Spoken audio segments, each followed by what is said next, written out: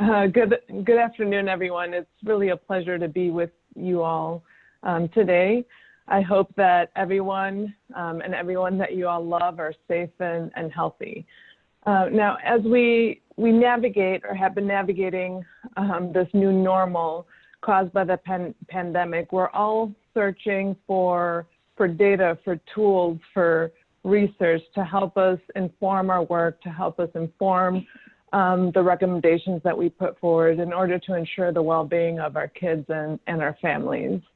Earlier this year, we presented the new data from the Census Bureau's Household Pulse Survey to help inform your work. And today, we'll be presenting findings from the second round of the Household Pulse Survey, which includes additional questions, as well as hot off the press child care data from Washington University.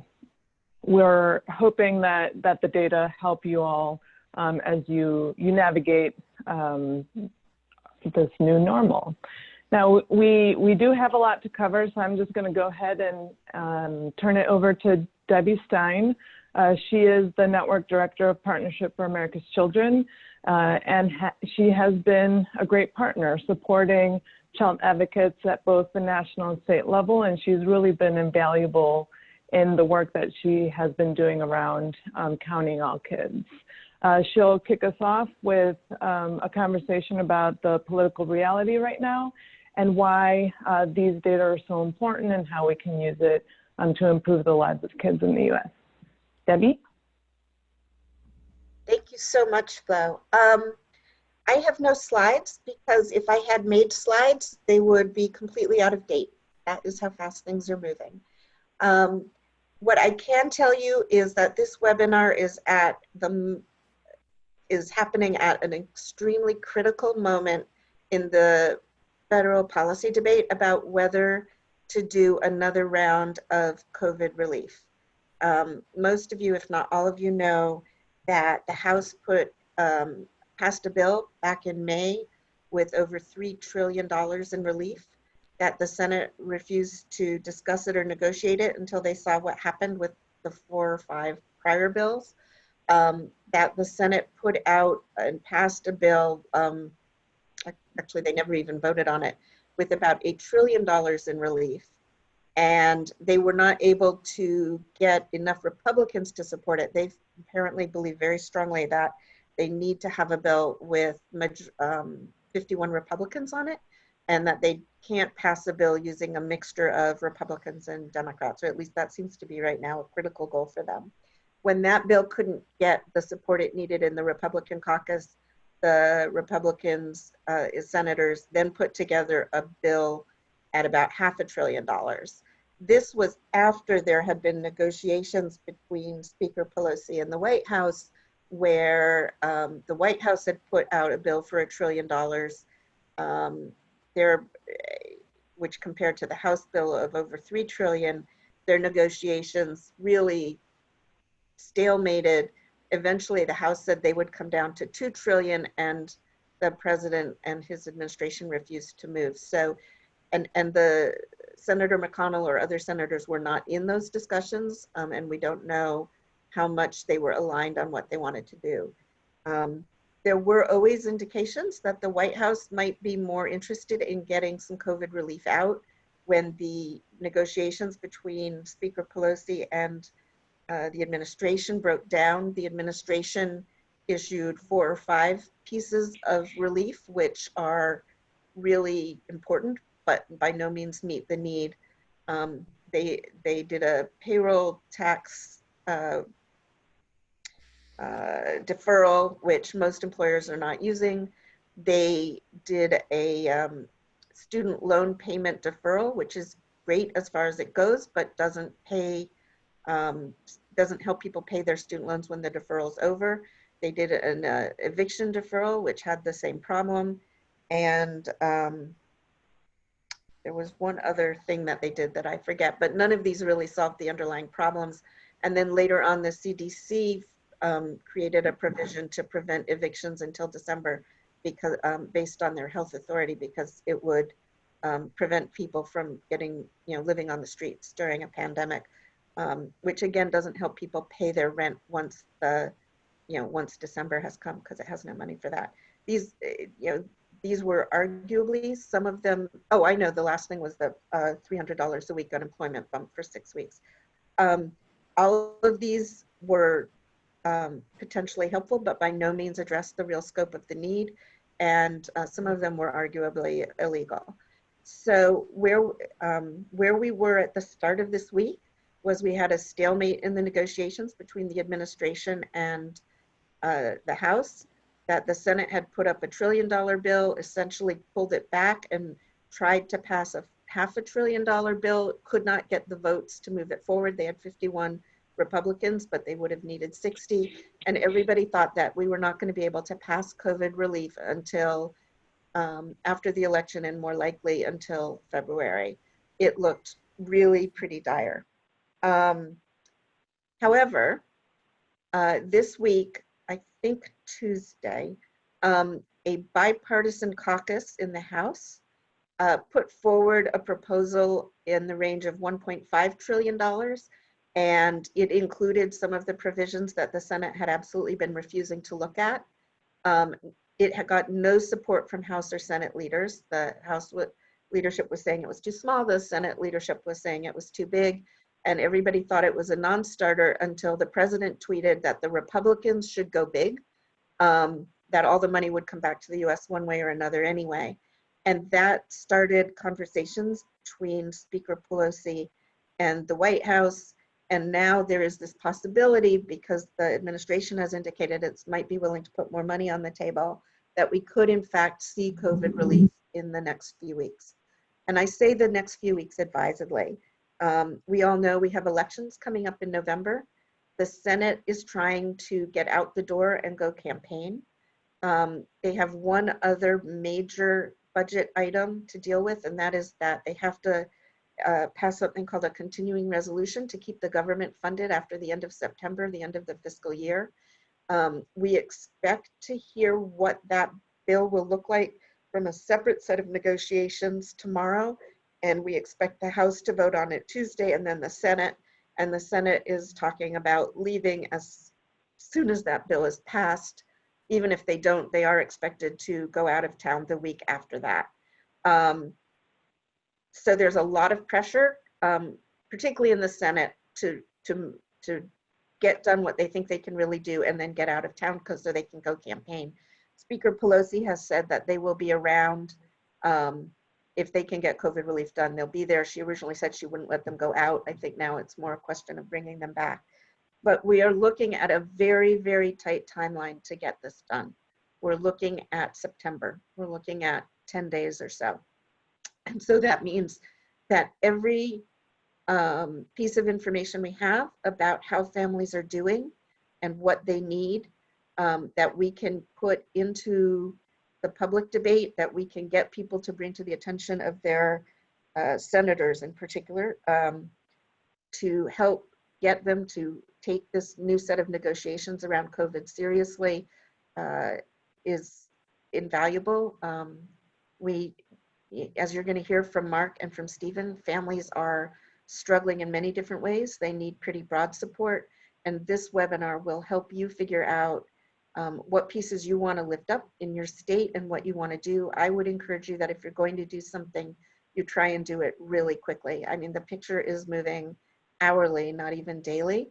And I really think that what Mark and Stephen can share with you can be really helpful in putting together your plan for this work. I will add that I think whether we can do COVID relief after the election is anybody's guess, but we don't want families to suffer for 2 more months while they do that. We really would like to get something done now, and hopefully what Mark and Stephen can share with you will help you make the case for that. So I'm now going to turn it over to Mark.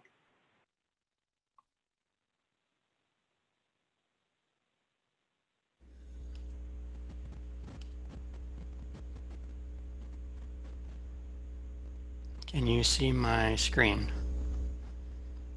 Yes, we can. Yes. So thank you. I want to thank the Partnership for America's Children and the Casey Foundation for hosting this webinar. And thank you for joining. I know people have Zoom fatigue, especially by the end of the week. I have pulled together some of the new Pulse survey data. So these are the new data that were just collected in August. And I'm going to focus on some of the key findings related to children and families, as well as some of the potential pitfalls in using the Pulse survey data.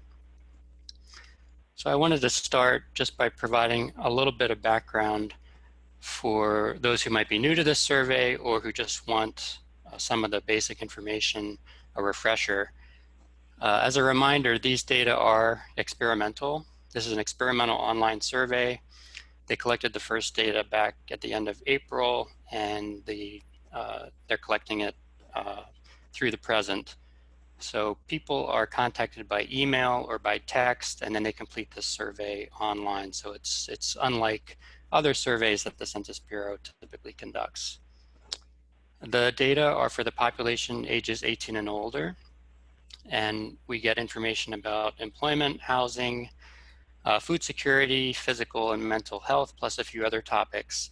But in addition to those data for adults, we do get data cross-tabulated by the presence of children under age 18 in the household. So that's where we get a lot of the rich data about children and families.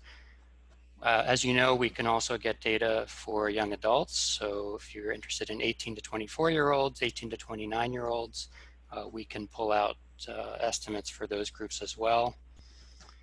And then there's a separate module on the effects of the pandemic on K through 12 students. So information about online learning and students' access to computers and the internet, and kind of how the pandemic has affected their schooling. Data are available for the US, for states, and then also for selected metropolitan areas. So for this latest August data, they sampled about 1 million addresses, which is a lot, but the sample size ends up being relatively low at about 100,000. So they have a 10% response rate effectively. But it's still a fairly large group of people. So 100,000 people does allow us to get data for some of these subnational areas. This is the key question that I mentioned, where everything kind of hinges on this question when they ask how many people under 18 currently live in the household, and that's why we can get these cross tabulations for kids. But remember, this is a survey of adults, so when you're reporting on kids, we should not describe it as kid statistics. It's not the share of kids who are food insecure, it's the share of adults who are food insecure or who are reporting food insecurity for their household where children are present. So that's an important distinction. These are the new phase 2 questions. This isn't all of them, but these are some of the key questions that I thought people might be most interested in with the phase 2 data that just started to be collected in August. So we can now get information on people's application and receipt of various benefits. So unemployment insurance, Social Security, SSI, Medicare, and SNAP. We get information now on the likelihood, people's expectation, how they report the likelihood of having to leave their home due to foreclosure or eviction in the next couple of months. We get data on changes in college enrollment plans. So that's something new. We didn't have information about people's plans for the fall regarding college enrollment, and that is now collected. We have information on changing spending patterns, which would be much more useful if, unfortunately they didn't break out. They ask about people who have canceled or postponed housekeeping or caregiving services. It would have been really nice if they had separated out caregiving so we could look at that independently from housekeeping, but unfortunately that's one question. And then there's some information about telework during the pandemic, which might be a useful indicator for some people given that we know that for lots of folks, especially those working in low wage jobs, in service jobs, many people don't have the option to telework, and it's also true that a disproportionate number of people in those jobs are Black and Latino workers, so that's something else you can look at.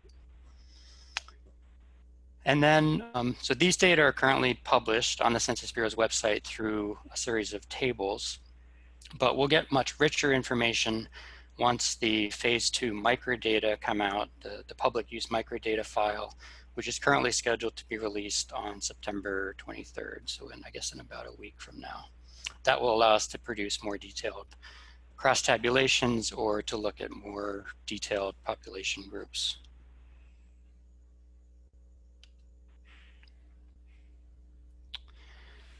This just shows you the survey data, basically the schedule of how these data have been released over time. So since May, they've basically been released on a weekly basis, and they've covered a 1-week period, the data. And then you can see down here at the bottom, as we get into end of July and August, we do have about a 1-month gap. So the Census Bureau was only authorized to collect data through the end of July. They requested an extension and got that approved through the Office of Management and Budget. So, but then it took a little bit of a while to ramp up again. So they've just started collecting data again, and the most recent period of data cover August 19th through August 31st. So the one change that we have now that's different from May, June, and July is now the data are being collected over a 2-week period instead of a 1-week period. The sample size has remained about the same, so we have about 100,000 addresses, respondents in for that 2-week period, but it's a little bit different in that it covers a longer period of time, and they're planning to continue to collect these data through the end of October, which means we'll get about 5 additional data releases, so 6 total between August and the end of October. And then just to let you know, the Census Bureau does hope to extend this survey beyond the end of October. They are hoping to get approval for OMB to look at some additional issues as well, like childcare, which has been kind of missing from the data that they've released so far. Which brings me to this next slide, some of the limitations of the data. Unfortunately, we cannot get data for children in different age groups. That's one of the common questions that people ask. We only know about presence of kids under age 18 in the household. We don't get data for kids in preschool or childcare arrangements. And fortunately, we have Stephen here, who I think will talk more about that topic. These data are also, in terms of the sample size, it's more similar to the current population survey than the American Community Survey. So we do start to run into some data reliability issues for smaller geographic areas, small states, and small population subgroups. And so for that reason, if you are looking at, if you see the numbers jumping around a lot from week to week, that may be a function of sampling error. And you might consider combining data across a couple of weeks in order to boost the size of your sample. Then in terms of representativeness, we do have some concerns about estimates of computer internet access, particularly the internet access variable. I'm going to come back to that a little bit later. But that's one potential concern because of the way these data are being collected. And then the fact that the survey questionnaire is only available in English and Spanish probably leaves out some important population groups who are not, for whom English is not their native language.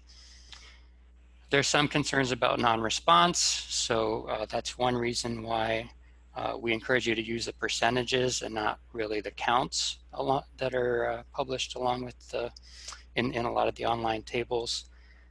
And then there's no data for Puerto Rico, unfortunately. So it's just the 50 states and the District of Columbia that are included. Okay, now that we've gotten through those those basics, I'll turn to some of their results. This first chart shows trends in adults who reported that they or somebody in the household has experienced a loss of employment income since March 13th. And it was a little bit surprising to me that when I first pulled this up, to see that the share reporting income loss has improved a little bit between July and August. So I do have these dotted lines here to show the dates where we don't have any data available. But you can see the number has gone down a little bit. But you know, according to what we've seen from the employment, the Bureau of Labor Statistics, and so on, we know that there have been a lot of jobs added. So 1.4 million jobs added in August, and unemployment rate has fallen below 10%. So that may explain part of this decline. But we're still talking about a lot of people who are reporting income loss. So it's still over, that orange line is for adults with households with children, and you can see that it's still over half of all adults in those households with kids are reporting that they've experienced some employment income loss since March.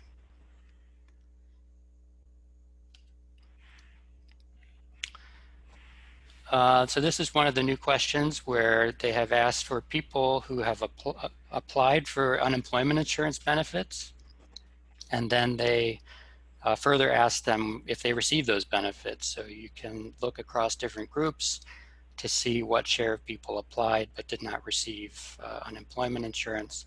This is unemployment insurance broadly, so it doesn't refer specifically to the CARES Act. But it gives you a general sense of the benefits that people received. And you can see that 24% of all adults reported that they didn't receive those benefits. And then it gets higher for certain subgroups of the population. So for, especially for Black respondents, it's 30% compared with 22% for whites. That's white non-Hispanic. 24% for Latino, 31% for those in the other race category. And then those last two bars show the shares for households with children and no children, and you can see it is a bit higher. Over a quarter of households with children did not receive those benefits.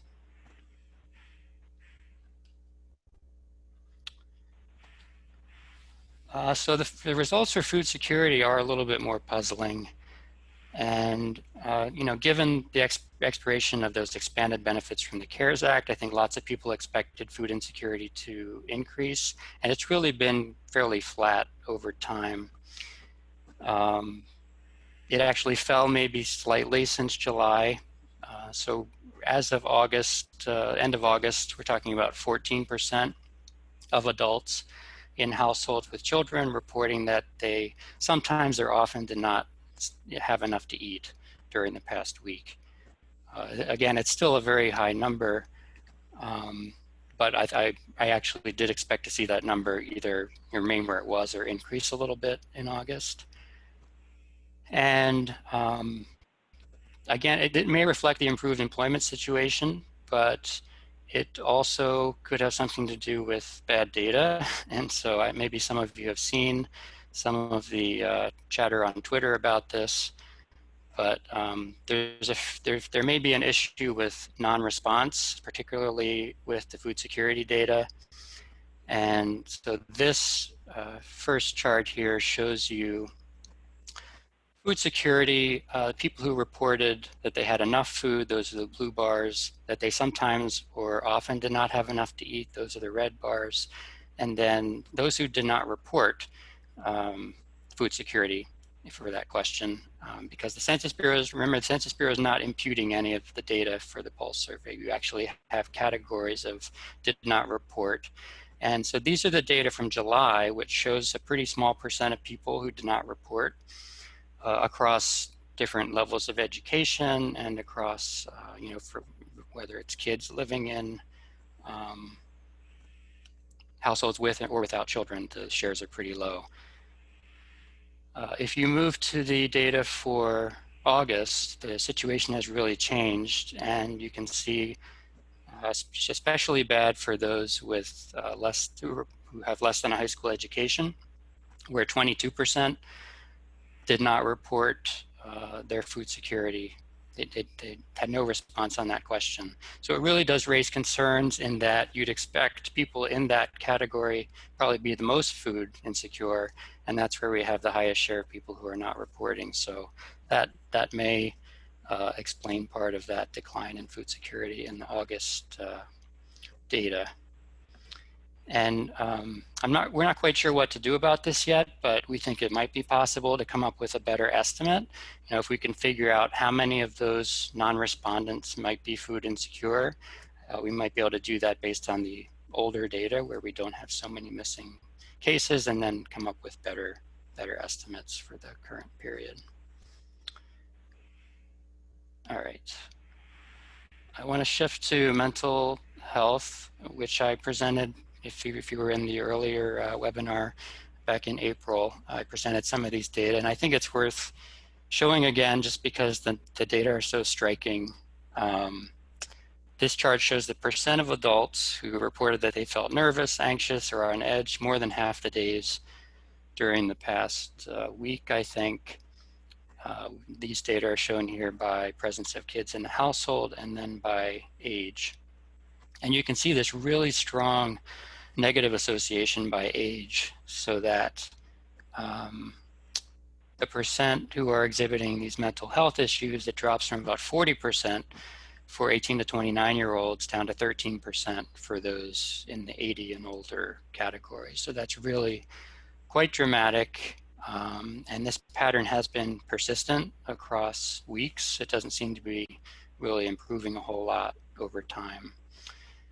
And then you also see for households with children, it's 32%, which is a little higher than the national average at 30%. This likely reflects the effects of job loss. So we know that the job loss has been disproportionately affecting younger workers. The fact that there's a lot of stress obviously being put on young parents, especially difficulties in balancing work and childcare, and potentially also the effect on college students, many of whom are not sure exactly what's happening this fall, or really struggling with getting back to college. All right, so I want to also look at some of these new questions. I mentioned that there are new questions about foreclosure and eviction. So this is the chart showing the percent of people who said it's very likely or somewhat likely that they will have to leave this house in the next 2 months due to foreclosure. So this is homeowners. And I presented this by the presence of children. The blue bars are those with children in the household, and the red bars are those without.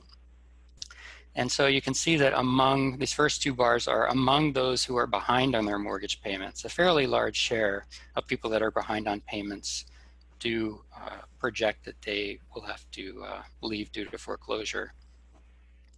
But if you change the denominator and you look at these numbers as a share of all owner-occupied units, those numbers really do go down pretty dramatically. So it's like 3% for households with children.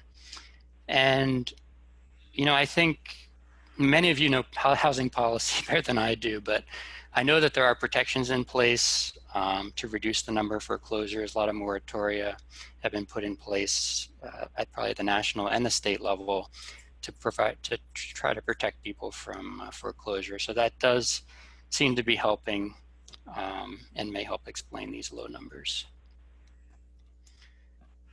Evictions, though, are a slightly different story. For evictions, these are among renters. You can see that almost half of households with children, 47%, say that it's very likely or somewhat likely that they'll have to leave their house due to eviction among those who are behind on their rental payments, which is quite alarming. And even if you again, change that denominator to look at all renters, you're still talking about 1 in 10 households with kids who are fearful that they're going to lose their apartment due to eviction. And again, I'm not an expert on this. I know that HUD temporarily suspended evictions for people living in single-family mortgages that were backed by the federal government. And the CDC recently issued a moratorium on evictions, but probably a little confusing in terms of how to implement that. I'm not sure how much jurisdiction or authority the CDC really has over these issues. So, and we know from a lot of news reports that these evictions have continued to occur. So to me, the eviction narrative, that is a more important one. I think there are a lot of people at risk of eviction in the coming months. This chart shows the impact, the expected impact of the coronavirus pandemic on college plans for young adults ages 18 to 24. And so not surprisingly, a fairly high percent, about 62% said that classes will be different for them this fall, some different formats. There are only 26% said that their plans haven't changed for college this fall. And then almost a quarter, 24%, said that all plans to take classes this fall have been canceled. So that's a lot of people who are changing their college plans. And I haven't reported the numbers here, but if you look at the data by race, ethnicity, and other certain population subgroups that tend to be in the lower income brackets, those numbers go up substantially. You can also look at the reasons why people are canceling their college plans. So among those people who said they were canceling, 45% said it's because they have concerns about contracting the coronavirus, but also have a very high percent, 42% said it's because they can't pay for classes. They don't, because of the impact of the virus on the employment loss on their income, they're no longer able to pay for it. So that's a lot of, people are really in need of help if they're going to get back to school. And then the last topic I wanted to cover, it's education. And I think I've mentioned before that I don't recommend comparing pulse survey data with data from other surveys, like I'm trying to find a baseline from some other data source, because it's likely that those data aren't comparable. But I am comparing data sources here because I just want to make a point about how you can really arrive at different numbers depending on the source of the data and the questions that are being asked. So this chart shows the reported availability of computers and internet for households with children in the 2018 ACS and then the 2020 Pulse survey.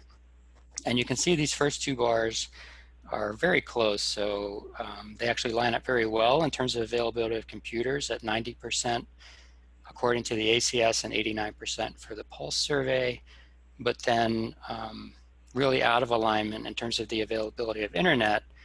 And in this case, the internet availability question from the ACS is focused on high-speed internet, which we feel at PRB is more appropriate in terms of looking at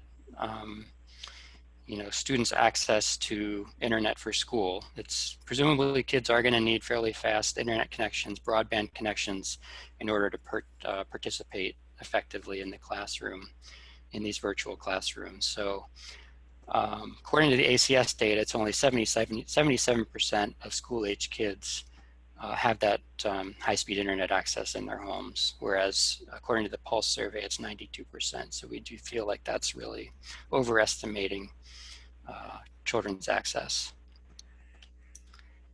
And then if you want to dig further into those ACS data on access to computers and internet, I encourage you to take a look at PRB's new digital divide dashboard. We just put this together about a month ago. This is just a screenshot, but I provided a link here at the bottom And so we've created a series of data tables. We have information by state and for different racial ethnic groups, also by poverty level and receipt of SNAP benefits. So we've got educational access broken down for various population subgroups, as well as some contextual information like math and reading proficiency. So in addition to the visuals, we also have all of the data in tabular format, which are available for download if anyone is interested. So I encourage you to take a look at that and feel free to contact me if you have any questions about it. But I am going to stop there. I'm happy to take other questions at the end. So thank you. Great, thanks, Mark. I just wanted to mention that we're now working with PRB to upload the data from the household pulse survey onto the Kids Count data center. We're just trying to finalize titles of indicators and definitions and data sources, and once we have all that ready, it'll be up on the site. So keep your eyes open for that in the next couple of weeks. So now it's my pleasure to introduce Stefan Roll. He is a research assistant professor at the Washington University. He works for the Social Policy Center, who is administering the socioeconomic impact of COVID-19 survey to get a better understanding of the impact that the pandemic has had on households in the U.S. Casey was able to support the administration of the second wave of the survey, and in that we asked them to add some childcare questions because we knew that the advocacy community was in need of that information, and Debbie played a key role in that work. And it's a pleasure to have Stefan tell you all what they've found so far. Great, thanks so much, Flo. So I'll just share my screen here really quickly.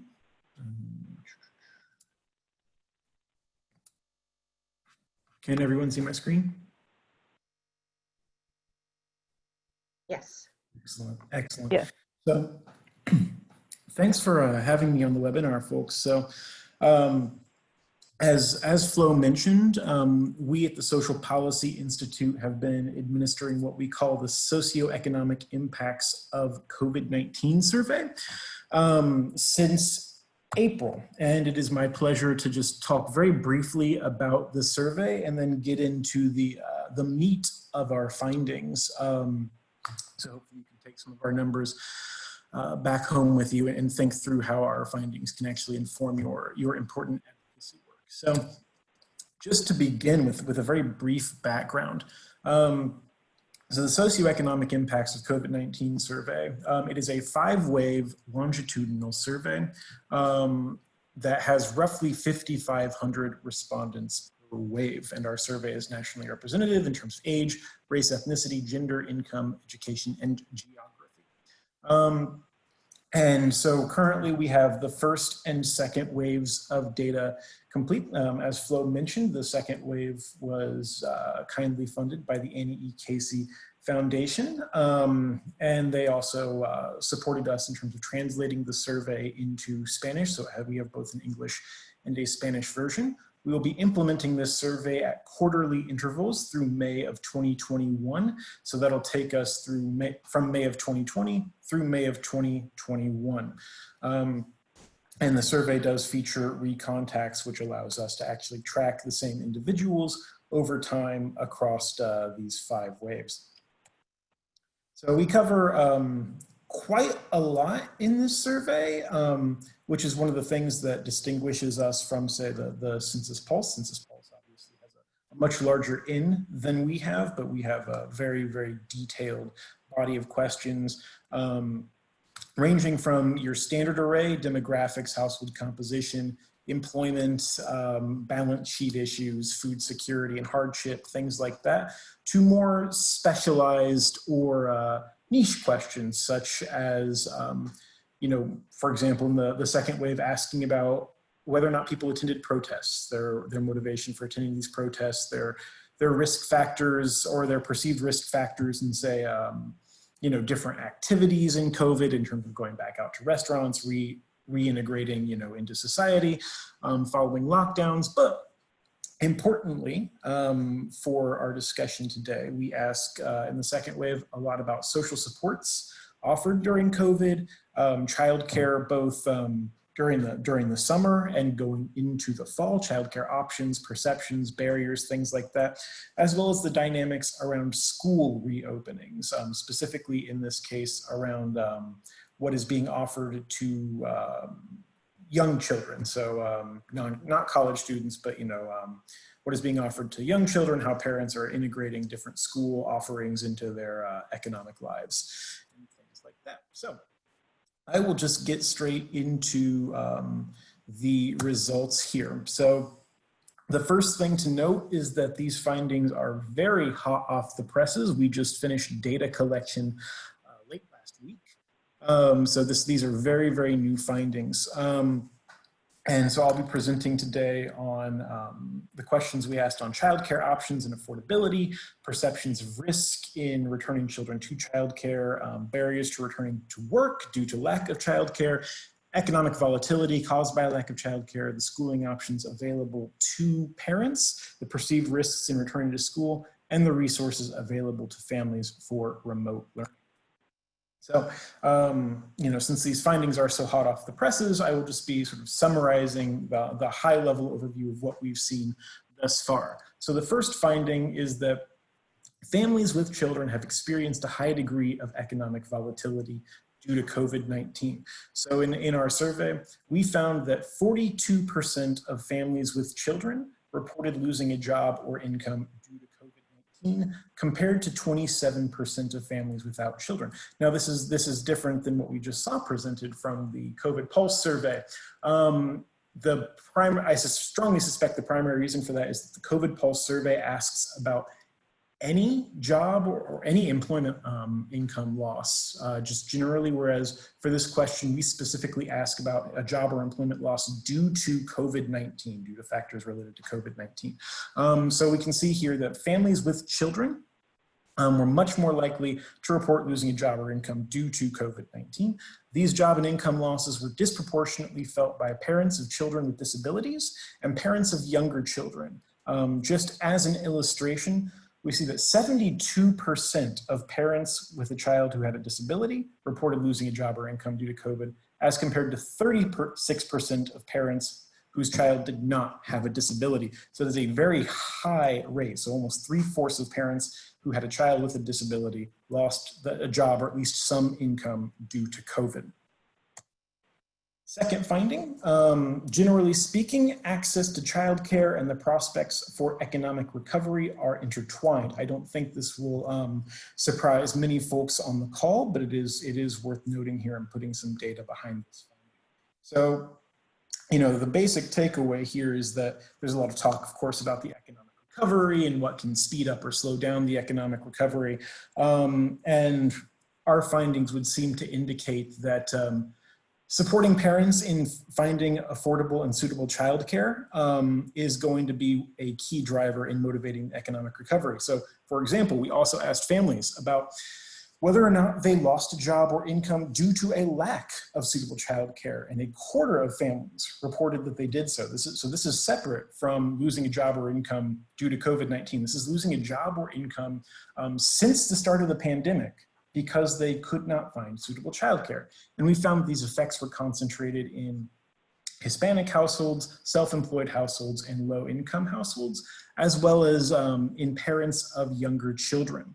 We also found that 32% of parents said that a lack of suitable childcare made them less likely to return to work in the fall, and that they were less productive at their jobs due to a lack of suitable childcare. And interestingly, I just talked about slowing down the economic recovery generally. There's also evidence that the lack of childcare or lack of suitable childcare may also be depressing entrepreneurial activity, because these effects were strongly concentrated in self-employed households. 48% of self-employed households reported they were less likely to return to work due to a lack of suitable childcare, which was roughly double the rate of traditional wage and salary households.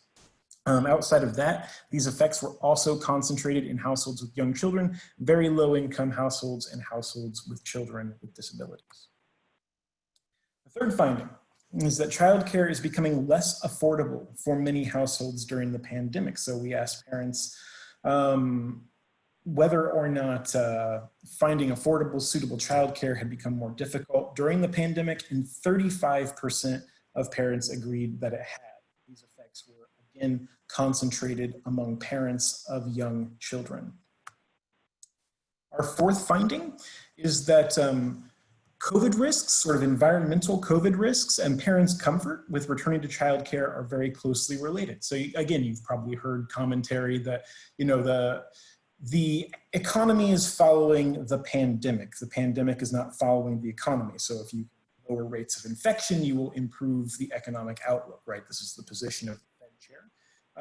But similarly, you see the same patterns with childcare, right? So parents' comfort with childcare and returning to some normalcy will depend on what is happening with the broader environment in terms of COVID infection rates. We asked parents about factors that may make them more comfortable returning their children to childcare. And 86% of these parents said it was somewhat or very important that their childcare provider uses good hygiene practices, such as, frequent cleanings, masks, and so on. And 83% said it was important that infection rates in their area are low before their child returns to childcare. So very strong agreement that, parents are unsurprisingly putting safety first when it comes to trying to return their children to some sense of normalcy vis-a-vis childcare. Our fifth finding is that, despite these concerns, a majority of parents are still planning on using some form of outside childcare in the fall. So we asked parents about their plans. Once the fall hits, where will you send your children? And of parents whose children— Hey, Stephen, your sound is off. I was hearing him fine. Just say something again, Stephen. Can you hear me? I can. Flo, it may be at your end. Please go ahead, Stephen. Okay, I can do that. Thank you. So we asked of parents who needed childcare. 39% were still having their children stay home with, or were planning to still have their children stay home with them in the fall. 25%, a quarter, were going to send their child to some type of caregiving facility, and 36% reported they were going to use some other option. For example, having the child cared for by a relative or a friend. We found that older children were more likely to stay home with their parents, while younger children were more likely to be sent to caregiving facilities, and that parents whose children's schools offered online education, remote learning, this was strongly associated with their plans to keep their child at home in the fall. Our sixth finding is that there is a lot of uncertainty heading into the school year this fall.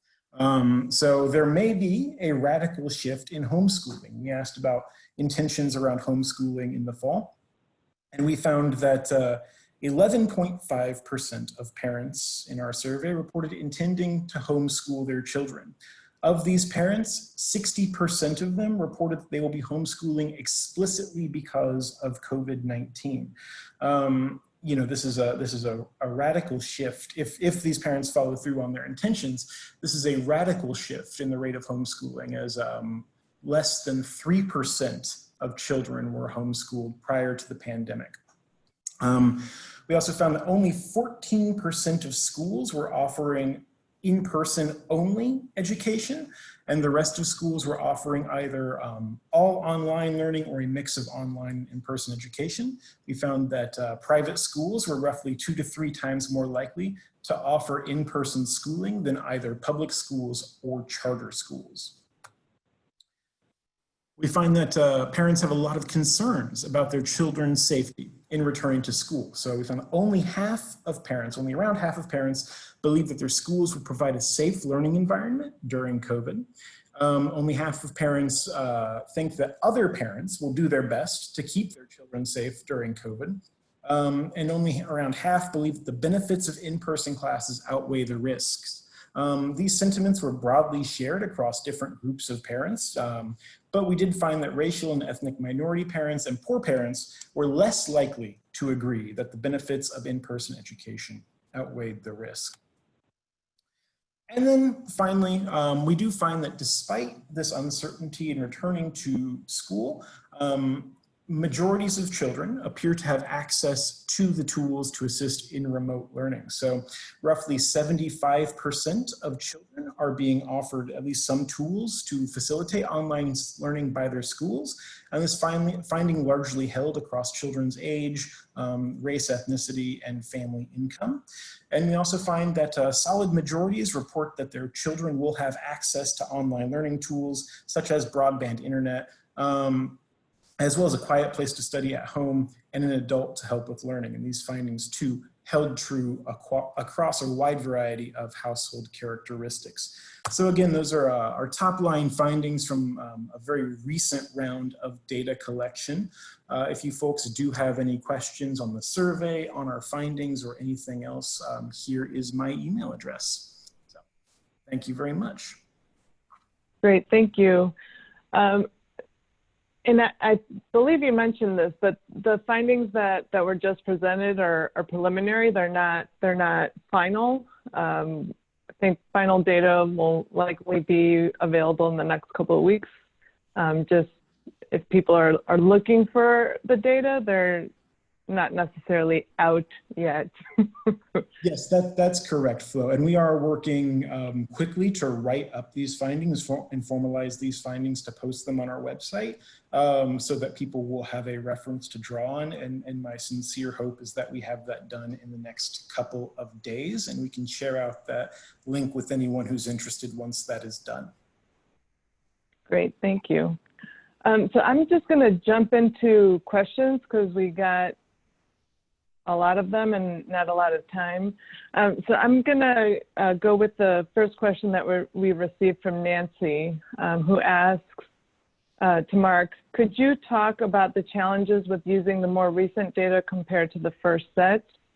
And I think you talked about this already, but if you have anything to add to what you said. Yeah, I mean, generally, I think that you can make these comparisons. The data are new, so we haven't had time to review them thoroughly, but the questions generally are consistent over time. I would just encourage you to look at that when you're looking at the data.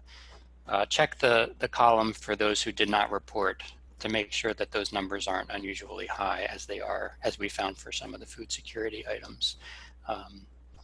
Because, I mean, we should be taking those out of our calculations.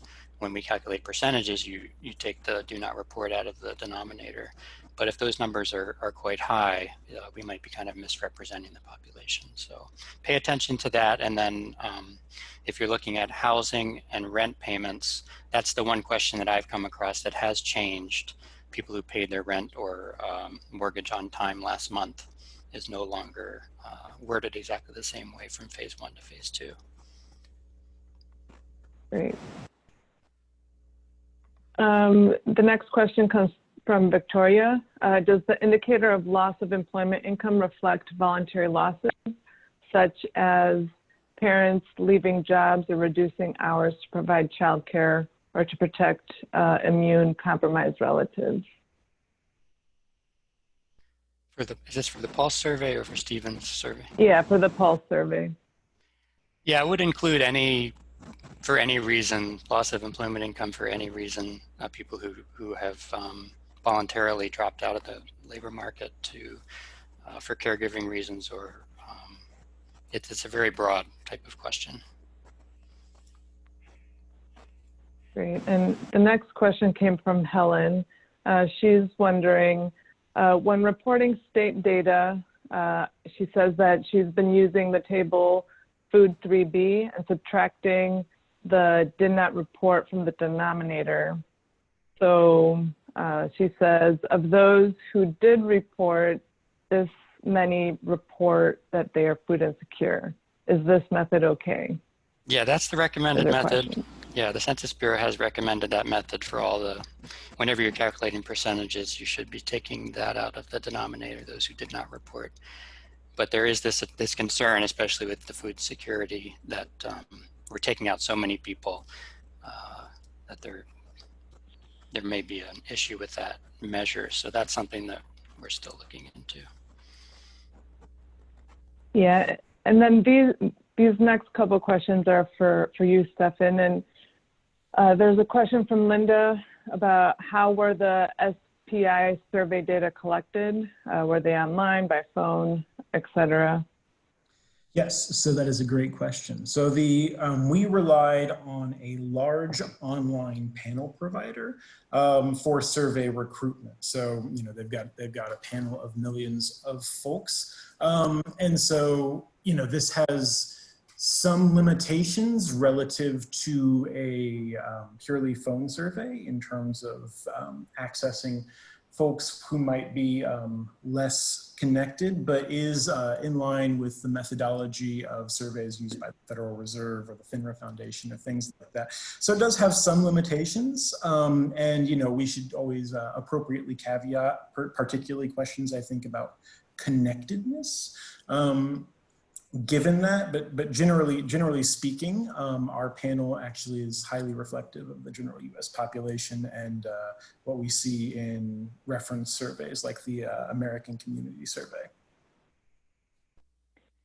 Yeah, and this question is also for you. It's from Ismail, and he's wondering about the sample size of the survey and if the survey will be available at the state or even school district level. So certainly not the school district level. As you can infer from the fact that we have roughly 5,500 folks nationally, getting too granular in our geography will not be possible. For larger states, we can do that. So your Texas's, California's, Georgia's, New York's of the world, right? We can do this. For smaller states, at least wave to wave, we have to, be cautious about, the Marylands or the New Mexicos of the world. But once we collect all 5 waves of data, being able to pool across the survey waves may allow us to do much more granular state level analyses, but wave to wave, it does get difficult for the smaller states. Great. And if you could just let everybody know when your last waves are up, that would be helpful. Yeah. Okay, yes, the final wave of data collection is going to be done in May of 2021 with, the data, so the data should be cleaned by June 2021. Yeah, and I think we'd be, at least speaking for the state folks, interested in whatever state level data you do have, making it available. I think that would be, we'd be interested in seeing what you have at the state for those that you have data for. And then there's one more question here about the homeschooling, which we've talked about, but might the big increase in homeschooling be confusion around the difference between homeschooling and distance learning? So this is a very common question, actually. I think I've gotten this question every time I present this. And it's a very good question. And it's actually something we wrestled with quite a bit before administering the survey, how to actually word this question to get reliable results. If you go based on typical homeschooling metrics, you would actually get biased results because it's not clear that typical homeschooling measures would actually be able to let people distinguish between remote learning and actual homeschooling. So what we did to offset this is, we asked what type of school will your child attend this fall? Public school, public charter school, private or parochial school, and then a option. My child will be homeschooled and will not attend any public or private school. So to select that option, they must explicitly be saying that their child will not attend any public or private school. Now there is a possibility that some people are seeing that and still think, well, they're not technically attending because they're staying at home, but the fact remains that if you look at, if you actually look at the rate of people who homeschool, and then you remove everyone who actually says that they are going to be homeschooling because of the COVID-19 pandemic, our base rate of homeschooling, people that reported homeschooling prior to the COVID-19 pandemic, is actually very much in line with national estimates, which makes us feel pretty good about this number, that people are reporting this reliably. Great, thank you so much. And I know that we're at time, but there is one more question for Mark. Do you recommend combining weeks of data? You recommended combining weeks of data for greater reliability. Is this in reference to the published data tables or the microdata? Both. You can use both the microdata or the published tables to combine those estimates. Yeah. It works both ways. Flo, I'm not Great. sure you're seeing Mitch's question, but it hasn't been answered yet. Is it possible to combine the results of these questions with similar pre-COVID data? And I think that's for Mark. Yeah, that would be challenging. I think there's been a lot of interest in that because these numbers are kind of in a vacuum. It's hard to know what they mean without putting them in the context of what was happening back in February, for example, but it's very difficult to do that. And I haven't seen anybody who's attempted to, maybe somebody's attempted to do it, but I have not seen that. And I think it would be very challenging, partly because of just the unique way that this survey is being fielded through the internet. And yeah, it's always a challenge to look across surveys. I will add one thing about that. The data about access to food in households with children isn't comparable to either the regular food insecurity question or very low, but it is much, much closer to the very low food security question that USDA reports on regularly. And I reached out to the USDA and the Census Bureau about that because the data didn't look that problematic if you thought it was comparable to the old food security question, but it is not either question, but it's much more comparable to the very low and very broadly suggests that number of households has tripled. So you have to be really, really careful, and it's problematic to try and make those comparisons because the wording, as Mark says, the data is collected differently, but also the wording actually. For example, on the food one, they pulled 2 questions out of the broader food security questionnaire, but they weren't asking all of them, so it's not comparable that way either. Yeah. And Yismail, I'm not sure which survey he's asking about, but he's asking about, do you have information about the age of children? So we certainly do in the SPI COVID survey. We ask about the ages of all children in the household. Yeah, and like Mark said earlier, the household pulse survey doesn't allow you to break. It doesn't tell you much about the children in the household other than there's a child under the age of 18 in the household. So I'm going to call it quits. I stole 4 minutes from your day. Hopefully you found it useful. And if you have any questions about the data, if you're looking for additional data that we didn't talk about today, please feel free to reach out to any of us and we'll do our best to get you what you need. Hope everyone has a good day. And thank you to the presenters. Thanks for your time and for sharing your expertise. Thank you both so much. And we will share the slides and the recording. And as soon as Stephen has something more formal up, we will also share that with you. I think he understands that people really need something that they can link to and is working hard on that.